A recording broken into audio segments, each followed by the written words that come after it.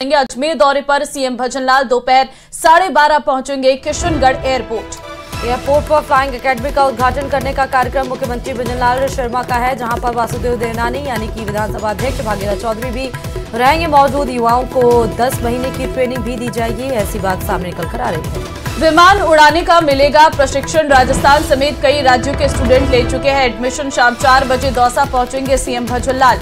लालसोट के गांव में धार्मिक कार्यक्रम में हिस्सा लेंगे। तो जानकारी इस वक्त आपको हम दे रहे हैं। अजमेर दौरे पर मुख्यमंत्री भजनलाल शर्मा रहने वाले हैं और जहां पर एकेडमी में युवाओं को दी जाएगी 10 महीने की ट्रेनिंग और विमान उड़ाने का प्रशिक्षण दिया जाएगा। राजस्थान समेत कई राज्यों के स्टूडेंट जो हैं इसमें एडमिशन ले चुके हैं और ऐसे में आज दोपहर 12:30 बजे किशनगढ़ एयरपोर्ट सीएम पहुंचेंगे। एयरपोर्ट पर फ्लाइंग एकेडमी का उद्घाटन मुख्यमंत्री की ओर से किया जाएगा।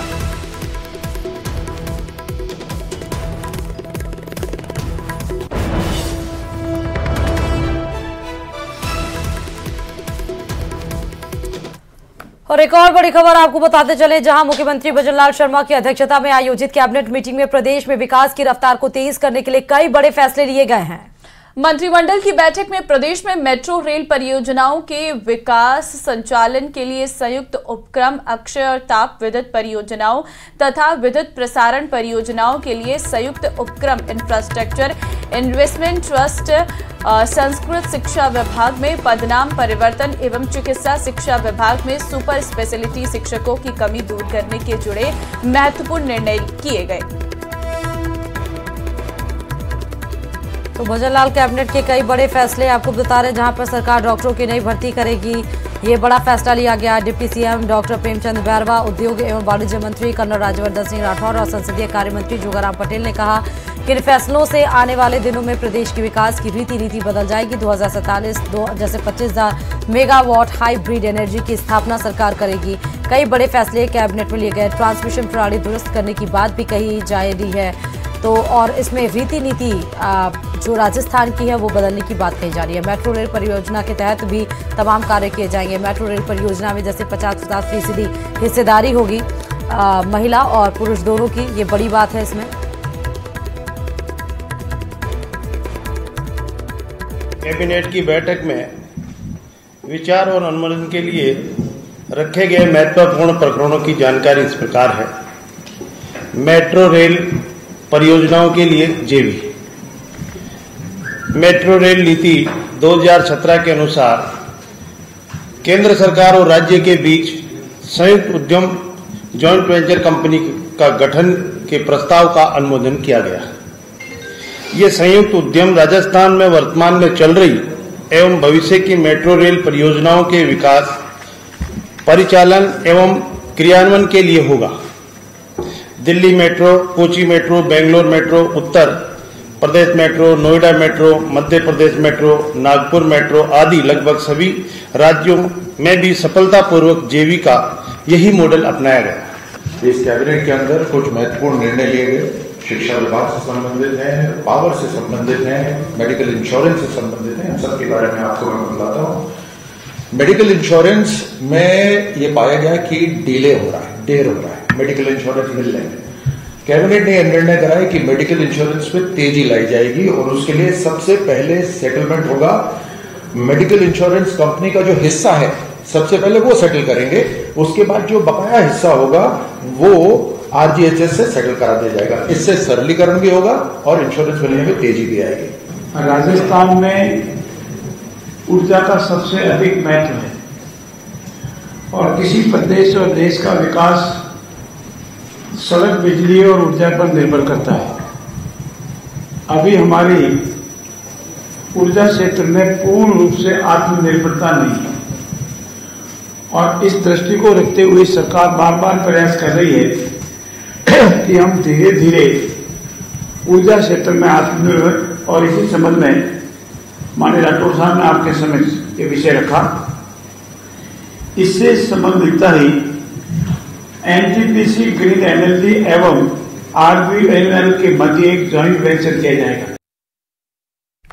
आगे बढ़ते हैं। केंद्रीय मंत्री अर्जुन राम मेघवाल ने नए प्रदेश अध्यक्ष को लेकर प्रतिक्रिया दी है। न्यूज 18 राजस्थान से खास बातचीत में कहा कि मदन राठौड़ के प्रदेश अध्यक्ष बनने के बाद कार्यकर्ताओं में जबरदस्त उत्साह है। उनके नेतृत्व में पार्टी नई ऊंचाइयां छूने वाली है। राजस्थान में अगर देखा जाए तो नए प्रदेश अध्यक्ष की ताजपोशी के बाद में आज काफी कुछ यहां पर देखने को मिला। केंद्रीय मंत्री अर्जुन राम मेघवाल हमारे साथ में मौजूद। सर, किस तरह से देखते हैं मदन राठौड़ जी को नई जिम्मेदारी दी गई? देखिए, मदन जी राठौड़ हमारे प्रदेश अध्यक्ष बने भारतीय जनता पार्टी के।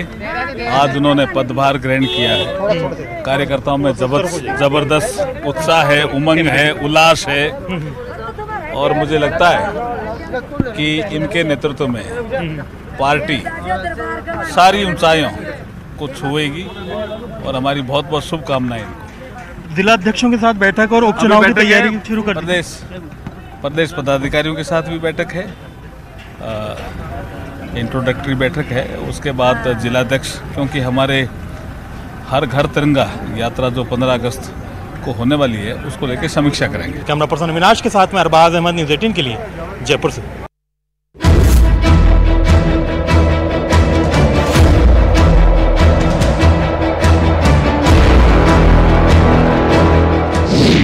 मदन राठौड़ की ताजपोशी।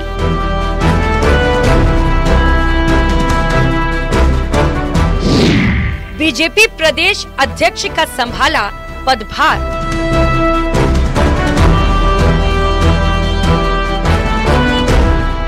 जयपुर में मदन राठौड़ का भव्य स्वागत।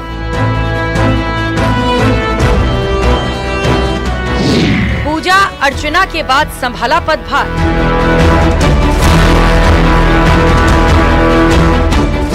बीजेपी के अलग अलग मोर्चों ने किया भव्य स्वागत।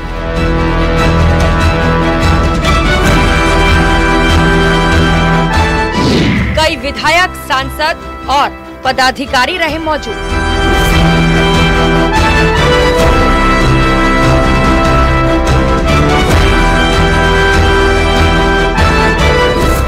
सीएम भजनलाल, डिप्टी सीएम दिया कुमारी और प्रेमचंद बैरवा समेत कई विधायक और पदाधिकारियों की मौजूदगी में मदन राठौड़ ने बीजेपी प्रदेश अध्यक्ष की कमान संभाल ली है। इस दौरान पूर्व सीएम वसुंधरा राजे, केंद्रीय मंत्री भागीरथ चौधरी, राजेंद्र राठौड़, सतीश पूनिया, सीपी जोशी, विजया राहटकर मौजूद रहे। इस मौके पर राजेंद्र राठौड़ ने कहा कि पार्टी जो जिम्मेदारी देगी मैं उसे पूरा करूंगा। और वैसे तो जवाबदारी दी है आपने कि राजस्थान और हिंदुस्तान के बीच में सेतु का काम करेंगे, तो निश्चित रूप से सेतु का काम करूंगा। आदरणीय वसुंधरा राजे जी ने मुझे गुरु मंत्र दिया, आदरणीय विजयताई जी ने भी गुरु मंत्र दिया। निश्चित रूप से आपने जो गुरु मंत्र दिया है, मैं उसको पाथेय के रूप में, पाथेय होता है ना, अपना भाता लेकर के साथ में जाता है, मैं पाथेय के रूप में अपने पास हमेशा रखूंगा और यही प्रयास करूंगा कि जो अपेक्षाएं केंद्रीय नेतृत्व ने और आप सब ने और इन कार्यकर्ताओं ने मुझ पर रखी है, मैं ये प्रयास करूंगा कि उन अपेक्षाओं पर खरा उतरने में किसी प्रकार की कसर नहीं छोड़ूंगा। आप सबका अभिनंदन करूंगा, आप सबके सम्मान की रक्षा करूंगा। इससे पहले जयपुर एयरपोर्ट पर उनका जोरदार स्वागत किया गया। इसके बाद बीजेपी के काफिले के साथ वो बीजेपी मुख्यालय पहुंचे, जहां सीएम भजनलाल शर्मा ने उनका स्वागत किया। पदभार ग्रहण करने से पहले मदन राठौड़ ने विधि पूर्वक पूजा अर्चना भी की। इस मौके पर सीपी जोशी ने उनकी तारीफ करते हुए कहा कि लंबे अनुभव वाले व्यक्ति को प्रदेश की कमान सौंपी गई है। भारतीय जनता पार्टी के प्रदेश अध्यक्ष की नियुक्ति पर एक बार जोरदार ताली बजाकर इनका अभिनंदन भी करें और राष्ट्रीय नेतृत्व का, माननीय प्रधानमंत्री जी का, माननीय राष्ट्रीय अध्यक्ष जी का हम आभार प्रकट करते हैं कि एक लंबे अनुभव वाले व्यक्ति जिन्होंने इस राजनीति में उस संक्रमण काल से लेकर, संकट के समय से लेकर आज जब भारतीय जनता पार्टी दुनिया की सबसे बड़ी पार्टी बन गई है, ऐसे में उस कार्यकर्ता को आज पार्टी के प्रदेश की कमान सौंपी है। मैं आदरणीय मदन जी भाई साहब को अपनी ओर से बहुत बहुत बधाई और शुभकामना देता हूं और पूरे राजस्थान। इस मौके पर पूर्व मुख्यमंत्री वसुंधरा राजे ने मदन राठौड़ की तारीफ की और उन्हें सबको साथ लेकर चलने की सलाह दी। मैं हमारे नवनियुक्त प्रदेश अध्यक्ष श्री मदन जी राठौड़ को बधाई, बहुत सारी बधाई देना चाहती हूँ। सबका विकास, सबका और सबका, ये जो थीम है ये मदन जी के हाथ में सौंपने का काम उन्होंने किया है। तो मैं विश्वास करती हूँ कि ये थीम को आगे बढ़ाने का काम वो करेंगे और सबको साथ लेकर आगे बढ़ाने का काम एक बहुत मुश्किल काम है और बहुत सारे लोग फेल भी हुए हैं। परंतु मैं आपको ये कहना चाहूंगी कि मुझे विश्वास है कि इस काम को आप पूरी तरह से लगकर जमीन पे लाने की कोशिश ही नहीं परंतु अच्छी तरह से अपना दायित्व निभाने का काम करेंगे। मैं आपसे इतना कहना चाहता हूं, हमने जिस तरह से वायदा किया, हमने जनता के बीच में जिस संकल्प पत्र को लेकर के हम गए थे, हमने वो एक संकल्प पत्र पूरा करने का काम प्रारंभ किया है और आपने देखा है कि हमने हमारे 7 महीने के कार्यकाल में 45% से ज्यादा उन संकल्प पत्रों को पूरा करने का काम हमने किया है। 5 महीने पहले ही मदन राठौड़ राज्यसभा के सदस्य निर्वाचित हुए हैं। लंबे समय से संगठन में सक्रिय राठौड़ ने बीजेपी के दिग्गज नेताओं के साथ काम किया है। बीजेपी की पुरानी और नई पीढ़ी दोनों के साथ काम करने का अनुभव रखते हैं। बहरहाल उपचुनाव से पहले पार्टी ने मदन राठौड़ को अध्यक्ष बनाकर मूल रूप से ओबीसी वोट बैंक को और मजबूत करने का काम किया है। अब उनके पास प्रदेश अध्यक्ष की जिम्मेदारी है। ऐसे में सबको साथ लेकर चलना और पार्टी की तरक्की की जिम्मेदारी भी उनके कंधों पर होगी। Bureau report, news 18 Rajasthan.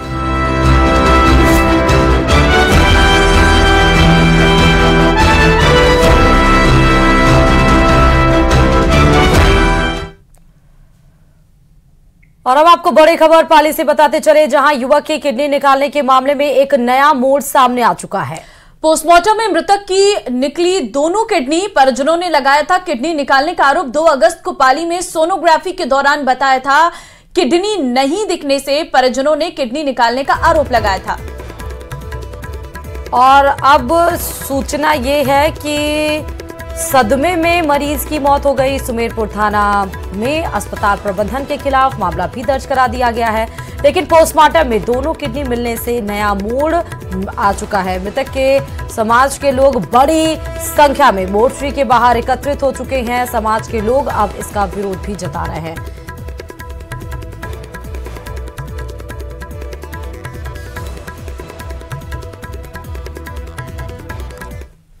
और अब कोटा से बड़ी खबर आपको देंगे, जहां पर पति ने रिश्ते किए तार-तार। पति अपनी ही पत्नी का दोस्त से कराता था दुष्कर्म। पत्नी को कॉल गर्ल बताकर दुष्कर्म कराता था अपने ही दोस्त के साथ। पति ने अपनी ही पत्नी के साथ इस तरह की घिनौनी वारदात को अंजाम दिया है। इनकार करने पर उसको बुरी तरीके से मारता भी था। खुद भी महिला के साथ वो कई बार दुष्कर्म कर चुका था। और दुष्कर्म की वारदात से डिप्रेशन में चली गई विवाहिता। पुलिस ने आरोपी पति और दोस्त को गिरफ्तार कर लिया है। तो पति ने रिश्ते को तार-तार करने वाली इस घटना को अंजाम दिया है। पुलिस ने आरोपी पति और उसके दोस्त दोनों को ही गिरफ्तार कर लिया है। पति अपनी ही पत्नी का दोस्त से दुष्कर्म कराता था, खुद भी ऐसा करता था, पत्नी को कॉल गर्ल बताता था। और अब बात राजसमंद से बड़ी खबर की, जहां शहर में कानून व्यवस्था भगवान भरोसे ही चल रही है। शहर के जो जल चक्की चौराहे हैं वहां पर युवक के द्वारा फायरिंग की गई है। युवक पर फायरिंग की गई है। फायरिंग के दौरान हालांकि बाल बाल बच गया युवक। बाइक सवार 2 युवकों ने भावेश पर फायरिंग की है। फायरिंग से सहमा युवक पहुंचा कांकरोली थाने। कांकरोली थाने के तुलसी साधना शिखर रोड की ये पूरी घटना है। तो कानून व्यवस्था भगवान भरोसे है शहर की। बूंदी से बड़ी खबर है, करंट से 17 गौवंशों की मौत का मामला सामने आया है। माली की मूवी गांव के पास करंट लगने से ये मौत हुई है। हाई टेंशन लाइन का तार टूटकर गिरने से ये भीषण हादसा हुआ है। पशुपालक ने डिस्कॉम के अधिकारियों के खिलाफ भी केस दर्ज करा दिया है। आर्थिक सहायता दिए जाने की मांग की जा रही है। करंट लगने से 17 गौवंशों का ये बेहद गंभीर मामला इस वक्त बड़ी खबर आपको बता रहे हैं। बूंदी से बड़ी खबर है। हाई टेंशन लाइन का तार टूटकर गिरने से ये भीषण हादसा हुआ है, जहां 17 गौवंश हाई टेंशन लाइन की चपेट में आ गए, जिससे उनकी मौत हो गई। अब जो अधिकारी हैं उनके खिलाफ मुकदमा भी दर्ज कराया गया है। आर्थिक सहायता की मांग की जा रही है। और इधर धर्मानगरी राजसमंद जिले के नाथद्वारा में आस्था के अपमान का मुद्दा शुक्रवार को देश और प्रदेश की सबसे बड़ी पंचायत में गूंजा। सांसद महिमा कुमारी ने जहां लोकसभा में ये मुद्दा उठाया, तो वहीं विधायक विश्वास सिंह मेवाड़ ने विधानसभा में ये मामला उठाया। दोनों ही जनप्रतिनिधि में धर्म के नाम पर मनोरंजन गतिविधियों पर रोक लगाने की मांग की है। रिपोर्ट देखिए।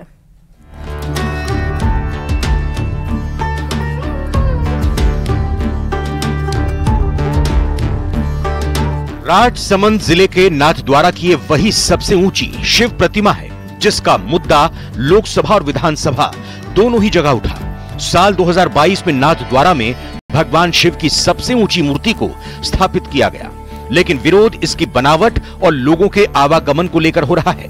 इस मूर्ति को इस तरीके से बनाया गया है कि इसमें भक्त ऊपर तक जा सकते हैं। इसमें लिफ्ट लगाई गई है और सीढ़ियां भी हैं। विरोध हो रहा है कि यहाँ आने वाले लोग इसकी मर्यादा को तोड़ रहे हैं, जूते चप्पल लेकर भगवान शिव के शीश तक जा रहे हैं, जो धार्मिक परंपरा के अनुरूप नहीं है। नाथद्वारा एक मंदिर मूर्ति के लिए प्रसिद्ध है, जिस मूर्ति से हमें धर्म, इतिहास और संस्कृति की शिक्षा मिलती है। मगर नाथद्वारा में ही मनोरंजन और मंदिर का एक भद्दा मिलाप का उदाहरण एक अन्य मूर्ति से है, जो इतनी विशाल है कि आप उसके अंदर जा सकते हैं और अंदर जाकर उसके कंधों तक चढ़ सकते हैं। मूर्ति का ऐसा उपयोग न तो धार्मिक न ही नास्तिक बल्कि अधर्म का प्रतीक ही कहा जा सकता है। मूर्ति परिसर में मनोरंजन भी उपलब्ध है। संभव है कि एक विशाल हनुमान जी की मूर्ति भी बनेगी। इसके अलावा प्रसिद्ध स्थल के नकल में उन्हीं के नाम से मीलों दूर धर्म स्थल उभर रहे हैं। सरकार से यह आग्रह और प्रश्न है, क्या धर्म के नाम से ऐसे गतिविधियों को रोका जाएगा? क्या स्थानीय लोगों की भावना और धार्मिक क्रिया को ध्यान में रखते हुए ही प्रस्तावित कार्य की अनुमति दी जाएगी? विधानसभा में विश्वराज सिंह मेवाड़ ने धर्म के नाम पर विकसित होते पर्यटन स्थलों में इस तरह की गतिविधियों को रोकने की मांग की। वहीं लोकसभा में सांसद महिमा कुमारी मुद्दा उठाते हुए केंद्र सरकार से धर्म के नाम पर मनोरंजन गतिविधियों पर रोक लगाने की मांग करती दिखी। नाथद्वारा में मंदिर तो है और साथ साथ में उन्होंने एक बहुत बड़ा अलग तरह का शिव जी का मंदिर ऊंचा मूर्ति बनाई है, जिसमें लिफ्ट से जाते हैं, चप्पल पहन के जाते हैं, अलग तरह की चीजें। तो मेरा आपसे यही अनुरोध है केंद्र और स्टेट से कि आप लोग धर्म स्थल को जो जैसा है उसी तरह रखिए, जो सबकी भावनाओं को चोट ना पहुंचे। आपको बता दें कि विश्वास स्वरूपम में बनी शिव मूर्ति के कंधे पर चढ़कर सिर तक पहुंचने को संत समाज ने धर्म का अपमान बताया था और इस पर रोक लगाने की मांग की थी। नाथद्वारा में कथा करने पहुंचे संत मुरारी बापू ने भी कहा था कि अगर संत समाज मूर्ति में प्रवेश को आस्था का अपमान मानता है तो इस पर रोक लगाई जाएगी। भगवान शिव में आस्था रखने वाले भक्त भी इसे अपमान मानते हैं। नहीं, जूता बूता तो नहीं पहनेंगे, वो तो प्रतिबंध कर देंगे। नहीं, या तो ऊपर जाएंगे नहीं, या तो सब नियम निभा कर जाएंगे। और शिव की मूर्ति ये तो रामेश्वर की स्थापना है, सेतु बंद करेगी, विघटन नहीं करेगी, जोड़ेगी। गौरतलब है कि शिव प्रतिमा का निर्माण संत कृपा सनातन संस्थान द्वारा किया गया है। शिव प्रतिमा के अंदर हॉल बनाया गया है, जिसके ऊपरी हिस्से में जाने के लिए 4 लिफ्ट और 3 सीढ़ियां लगाई गई हैं। हालांकि जूते चप्पल पहनकर मूर्ति में जाने पर रोक की बात कंपनी ने कही थी, लेकिन ऐसा अभी तक हो नहीं पाया है। आरोप है कि उल्टे मूर्ति पर कंधे तक जाने के लिए पर्यटकों से मोटा शुल्क वसूलना शुरू कर दिया गया। अब देखना होगा कि राज्य सरकार आस्था से खिलवाड़ और धर्म के नाम पर मनोरंजन स्थल विकसित करने के मुद्दे को कितना गंभीरता से लेती है। राजसमंद से न्यूज़ 18 राजस्थान के लिए अल्केश सनाढ्य। और चलिए आप खबर जयपुर से बताते चले, जहां होटल वियना में आरसीए की 3 दिवसीय आरसीए एम्पायर और स्कोरर सेमिनार और परीक्षा का उद्घाटन हुआ है।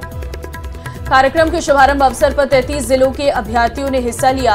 बीसीसीआई के प्रतिनिधियों, पूर्व क्रिकेटरों ने राजस्थान क्रिकेट एसोसिएशन के प्रयासों की सराहना की और कहा कि इस नवाचार से क्रिकेट के प्रति युवाओं का क्रेज अधिक बढ़ेगा, वहीं क्रिकेट की तकनीकी में भी नयापन आएगा। क्योंकि मैं समझता हूँ कि क्रिकेट को आगे ले जाने के लिए सबसे इम्पोर्टेंट एम्पायरिंग और ये जो स्कोरर्स हैं they have a big role. और जो अभी कमेटी ने डिसीजन लिया है हमारे डिस्ट्रिक्ट की जो कहते हैं जो बेसिक रूट लेवल क्रिकेट है उसको बेटर करने के लिए बहुत सारे एम्पायर्स और स्कोरर्स को वो अपग्रेड कर रहे हैं, यहाँ से उनको सिखा रहे हैं ताकि हमारा जो रूट लेवल क्रिकेट है बेटर हो सके। अल्टीमेट रिजल्ट्स के लिए आपको ग्राउंड लेवल पर जाके काम करना होता है and that they are doing from this challenges के साथ जो भी कोर्स करा रहे हैं। ग्राउंड, बॉल, एम्पायरिंग और आपके ऑफिशियल्स अगर ये हो तो ये बेसिक इंफ्रास्ट्रक्चर है, इसी से आपका टैलेंट ये अगर इस पर आप काम करो तो आपके रिजल्ट अच्छे आते हैं क्योंकि आपका बेस अच्छा हो जाता है। आजकल बहुत बढ़िया कैरियर है एम्पायरिंग, स्कोरिंग भी तो अच्छा है। मैं देख रहा हूँ काफ़ी यंग लोग आए हुए हैं, अच्छे बॉडी लैंग्वेज बहुत बढ़िया लग रही है और मैं चाहूँगा काफ़ी क्रिकेटर इसमें आए। क्रिकेटर का मतलब मेरा ये है कि जो क्लब क्रिकेट भी खेले वो भी क्रिकेटर ही हैं, उस तरह के लोग आए और जितना नए लोग आए क्योंकि गेम हो गया तेज। अब वो पुराने स्टाइल की एम्पायरिंग अभी चेंज हो गई है। हाँ, हर 6 महीने बाद गेम तेज हो रहा है। अच्छी फिटनेस वाले लोग चाहिए, अच्छी नॉलेज वाले और थोड़े प्रैक्टिकल टाइप के लोग चाहिए जिनको गेम की समझ हो। एक बार गेम शुरू होने के बाद जब अपन टॉस की बात करते हैं उसका सारा गेम एम्पायर्स और स्कोर के हाथ में होता है और जितना अच्छा गेम चलेगा वो एम्पायर्स के हाथ में। तो हम इन पे अभी से काम करेंगे और बेसिक से इनको अच्छे से तैयार करेंगे तो डेफिनेटली आगे जो क्रिकेट होगी वो भी अच्छे तरीके से होगी। और क्रिकेट प्रेमियों के लिए मतलब जो क्रिकेट लवर्स हैं जो क्रिकेट को बहुत टाइम से सर्व कर रहे हैं और क्रिकेट में अपना करियर बनाना चाहते हैं तो एम्पायर्स, स्कोरर इनके लिए अच्छी अपॉर्चुनिटी है अपना एक करियर बनाने की। I think it's a great initiative जो अभी वेडॉक कमेटी ने लिया है। ऑल्सो वेरी गुड अपॉर्चुनिटी जो भी यहाँ पे कैंडिडेट्स आए हैं टू मेक अ करियर। जिस हिसाब से क्रिकेट ग्रो कर रहा है तो उस हिसाब से it's a very good opportunity to make it to a career. दूसरा कोई भी बड़े से बड़ा मैच देखें तो उसमें एम्पायर्स और जो स्कोरर्स होते हैं उनकी बहुत ही अहम भूमिका होती है तो उसको कंडक्ट करने में। तो उसके लिए जो भी तैयारी होती है, डेवलपमेंट जो भी होता है तो आई थिंक ये एक बहुत अच्छा प्लेटफॉर्म है फॉर द कैंडिडेट्स। और अब एक नजर टॉप 10 खबरों पर।